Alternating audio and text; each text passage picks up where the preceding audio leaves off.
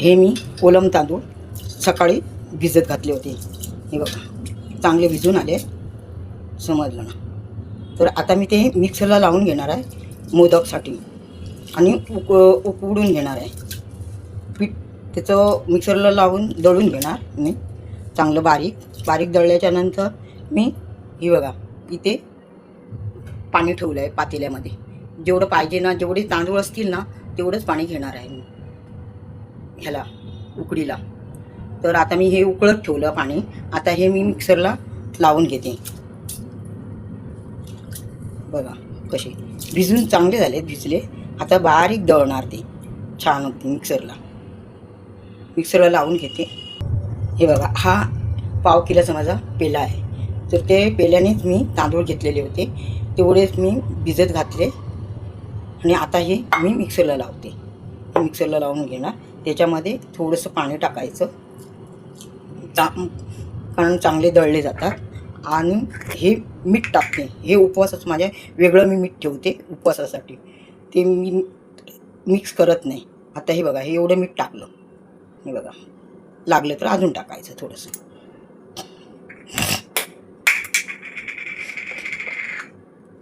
आता बघा आता मी हे लावून घेते. आता पाहूया खोलून मिक्सरला. बघा हे बघा बारीक झालं, पुरं छान झालं अगदी. हे बघा असं थोडंसं रवाळ आहे पण राहू दे ते, कारण का त्याने काय होत नाही. ते चांगलं आणि चांगलं पण छान लागतं. रवाळ थोडं पाहिजेच तर मोदक पण छान लागतो दाताखाली. हे बघा असं घ्यायचं छान बारीक करून. आता उकडून घेते. किंवा कढई ठेवली. आता मी त्याच्यामध्ये थोडंसं तेल टाकते म्हणजे खाली लागत नाही पीठ आणि चिटकत नाही आणि व्यवस्थित उकडून येतं आणि छान पण असं मऊसर असं छान होतं पीठ. त्याच्यामुळे हे बघा आता हा पेला आहे ना, तेवढ्यात पेल्याने पाणी घेणार आणि त्याच्यात ओतणार मी.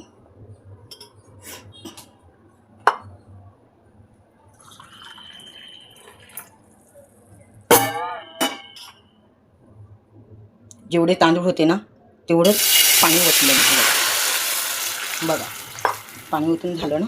आता मी पीठ त्याच्यामध्ये टाकते कारण उकळलेलं होतं पाणी अगोदरच, त्याच्यामुळे काय जास्त वेळ लागणार नाही त्याला.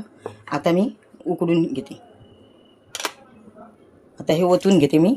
हे बघा असं ओतून घ्यायचं छानपैकी.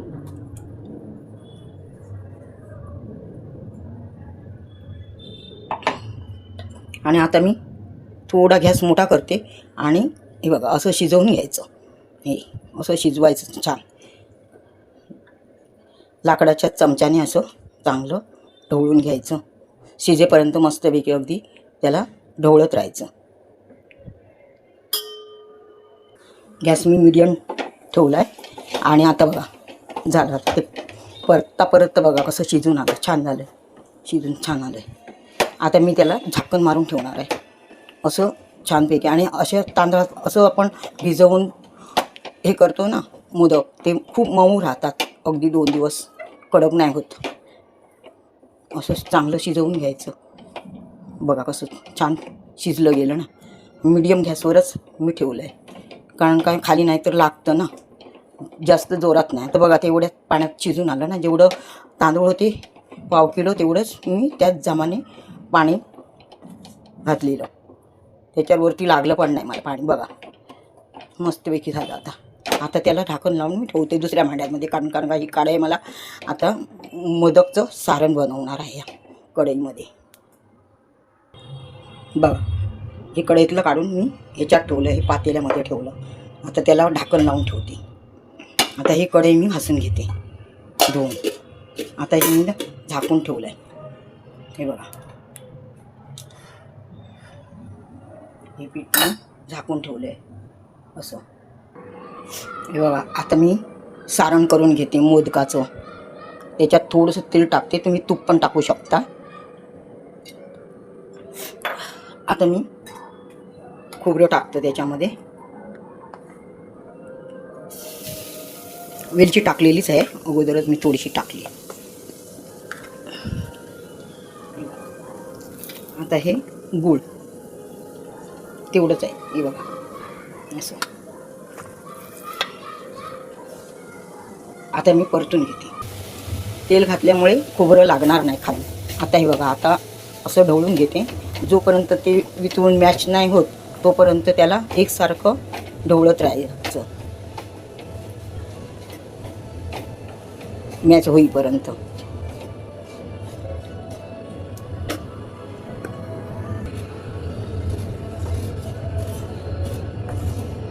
हे बघा वितळत आलं आहे, आता पातळ होत चाललं आहे ते. आता मी त्याला चांगलं मॅच करून घेणार आहे. आता जरा थोडंसं गॅस मोठा करते म्हणजे हे होईल. आणि हे बघा काजूगर मी ठेचून घेतले, काजूगर टाकणार आतमध्ये, छान लागतात मोदक. असे मॅच करायचे खोबरं. बघा हे चांगलं मॅच झाल्यावरच काजूचे गर टाकणार.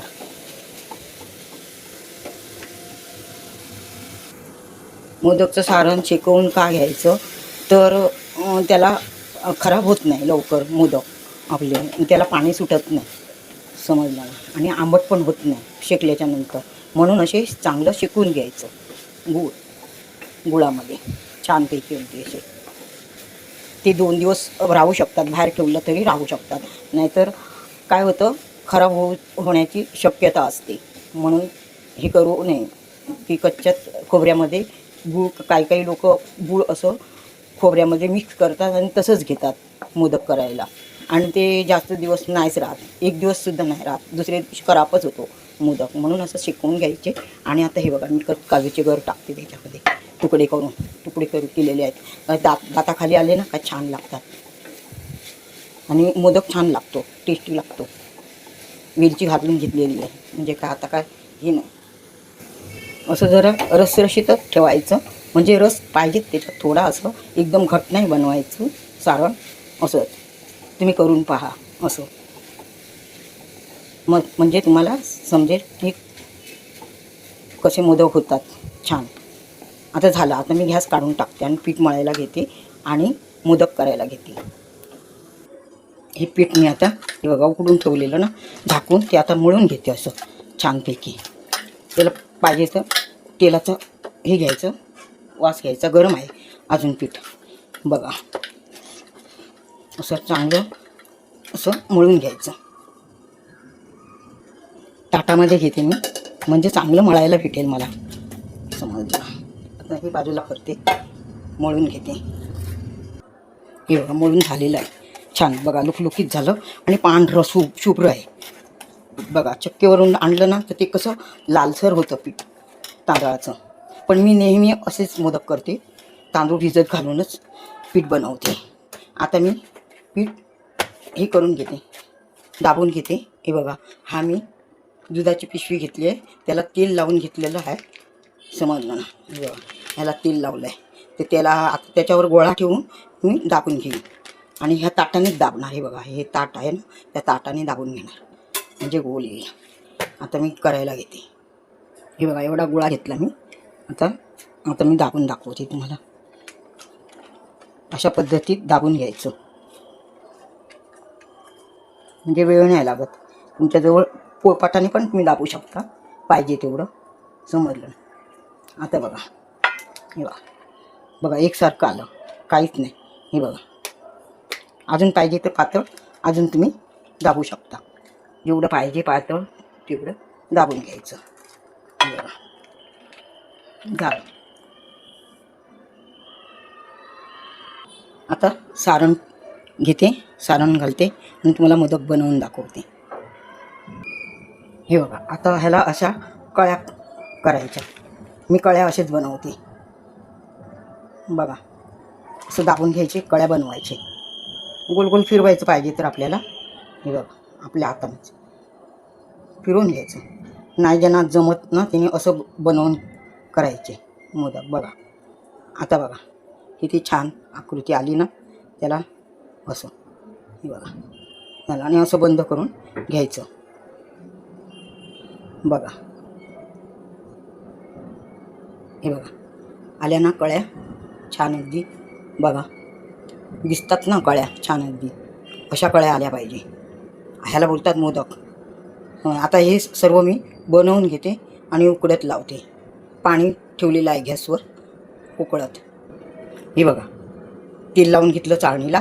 आता मी असे बनवून घेऊन सर्व असे उकडत ठेवणार आहे. हे बघा असे उचलायचा, असा पूर्ण उचलायचा असं. हे बघा असा उचलला. आता त्याला अशी कढी टाकायची. बघा अशी कढी टाकायची. एक एक मोडत जायची फक्त.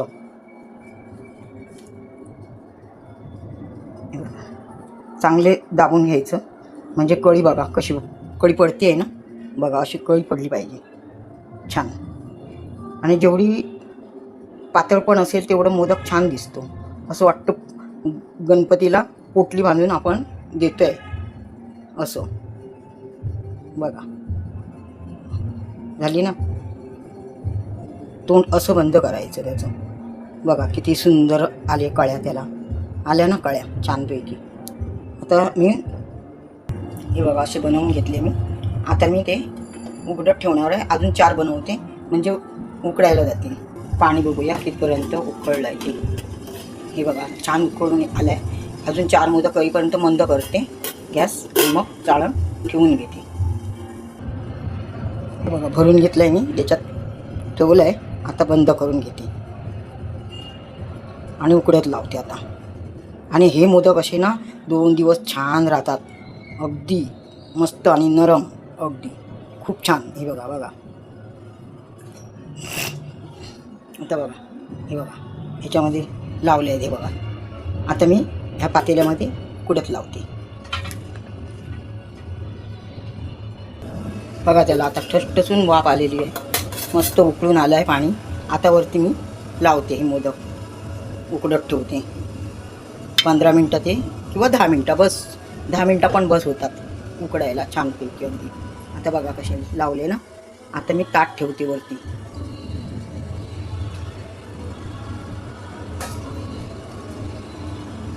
हे बघा असं उकडी लावते म्हणजे छान उकडून येणार. उकडल्यावर दाखवते. चला आता पाहूया उकडले की नाही ते. उकडणारच.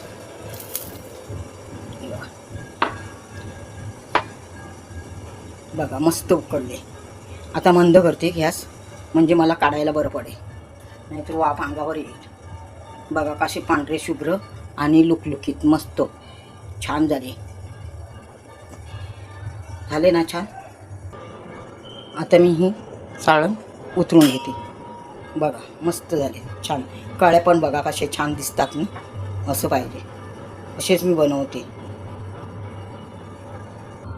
बघा कसे अलगद ते हलतात. आता बघा छान अलगद झाले. हे बघा झाले ना छान मस्तपैकी. आणि कळ्या पण बघा किती छान आणि लुकलुकीत. त्याचं आतलं सारण पण दिसतं बघा. म्हणजे असं दाबून का घ्यावं तर जे पातळ आपण बनवतो ते जाड होत नाही, छान असं पातळ होतं आणि मोदक छान लुकलुकीत. बघा एक तरी फुटला का नाही ना. बघा किती छानपैकी अगदी असे झाले पाहिजे लुकलुकीत. गरम आहेत अजून. झाला गणपतीचा नैवेद्य समजला ना. बघा एक पण फुटलेला नाही. असे उकडले पाहिजे आणि लुकलुकीत अगदी पांढरे शुभ्र झाले अगदी छानपैकी. आता हे नैवेद्य झाला गणपतीचा आपल्या. चला तर मग या नैवेद्य दाखवते, जेवायला पण या.